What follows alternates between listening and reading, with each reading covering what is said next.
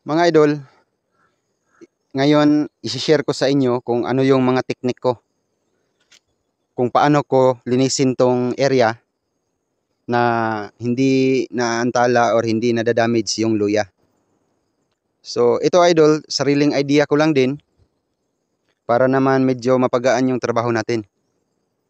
Pag lilinisin mo kasi to, yan, hanggang sa taas. Ubos yung oras natin dyan. So sa akin, yung pamamaraan ko, ito lang po yung gamit ko. Yan. Plastic bottle na Coke, tapos tinanggal ko yung dulo. Yun, basta kahit anong plastic na pwede magamit. At saka yun, yan, nakatambak na yan dyan, ready na yan. So mag-schedule lang tayo kung kailan tayo mag-spray.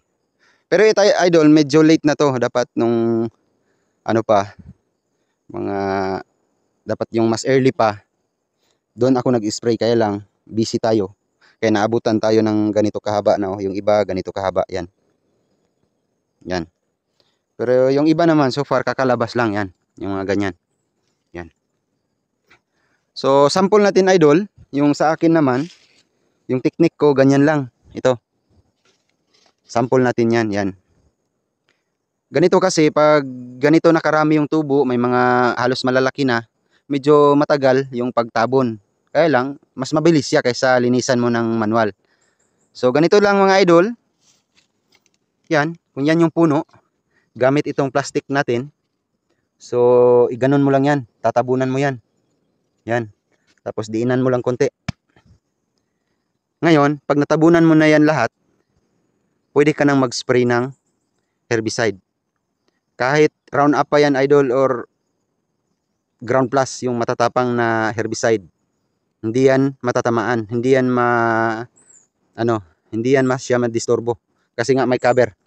Pero itong kaibahan naman yung iba idol, example natin itong isa idol. Ito, yung kalalabas lang, wala pang dahon. Kahit tamaan niya ng herbicide idol, hindi yan namamatay. So okay lang yan, huwag mo nang tabunan ng ganyan. Pero advice ko lang, dapat kung mag-spray kayo ng herbicide, yung ganito pa lang, para hindi na masyadong marami yung trabaho.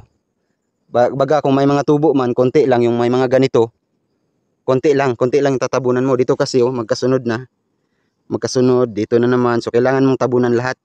So marami-raming plastic yung kailangan mo. Pero dapat yung as early, dapat doon ka mag-spray, yung ganito pa lang, para hindi masyadong marami yung kailangan mong tabunan. Tapos spray ka ng herbicide.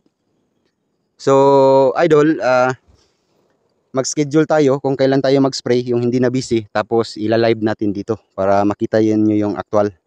Total, mayroon naman tayo naka-prepare na mga plastic. So para-paraan lang mga idol, para po makatipid ho tayo. Pero kung may alam kayo, lalo na doon sa mga veterano na sa pagluluya, kung may alam kayong herbicide na pwede sa luya, i-comment nyo lang dito sa comment section sa videos natin mga idol, para naman makita nung iba. Kasi nagtry ako dati, mahal pa naman yung herbicide na yun. Walang nangyari. Pinagtawanan lang ako nito. Ito yung tumawa sa akin yan. Yan. Ito yung problema dito sa, malambot lang to hugutin mga idol, kaya lang mahirap patayin. Pag hindi Roundup or Ground Plus yung itira mo dito, hindi na mamatay.